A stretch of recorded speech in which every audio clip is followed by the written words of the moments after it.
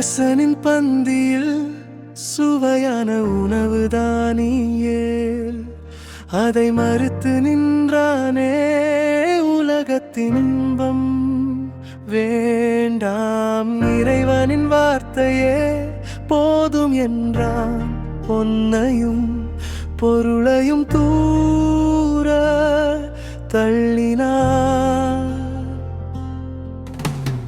அமைதியின் அரசனை தேடிச் சென்றான், கீரையும் தண்ணீரும் அமுதமாச்சு அவன் நம்பிக்கை. அரசாங்க பெருமையை மிஞ்சிச்சு, கையில் உள்ள பொன்னின் எடை அல்ல, நீங்கள் காட்டும் அன்பின் எடை அதுவே. என் இறைவா, நீர் பார்ப்பது உள்ளம் வெளி தோற்றமல்ல, உண்மையுள்ள ஆழமும் வழியில் நடக்க ஞானம் தாரும். உமக்காக வாழ என்னை தருகிறேன்.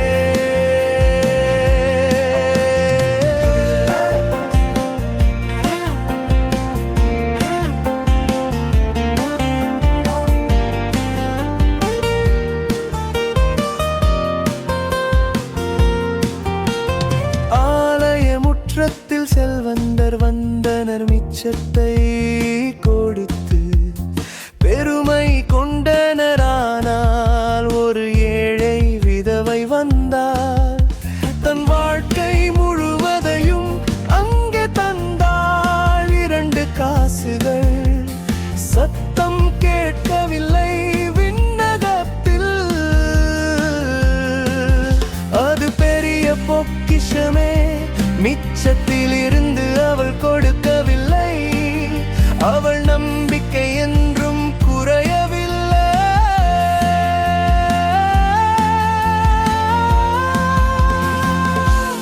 கையில் உள்ள பொன்னின் எடை அல்ல, நீங்கள் காட்டும் அன்பின் எடை அதுவே. என் இறைவா, நீர் பார்ப்பது உள்ளம் வெளி தோற்றமல்ல. கையில் உள்ள பொன்னின் எடை அல்ல, நீங்கள் காட்டும் அன்பின் எடை அதுவே. என் இறைவா, நீர் பார்ப்பது உள்ளம் வெளி தோற்றமல்ல, உண்மையுள்ள ஆழமும் வழியில் நடக்க ஞானம் தாரும். உமக்காக வாராய் என்னை தருகிறேன்.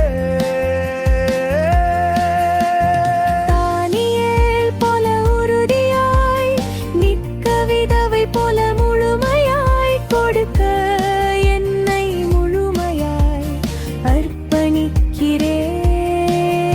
உம்பில் நான் நிலை நிற்கிறேன்.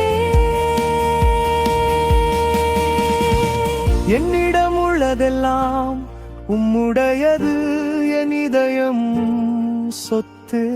அரசவை விருந்தை விட, தங்க காசை விட நீர் போதும் என் இயேசுவே.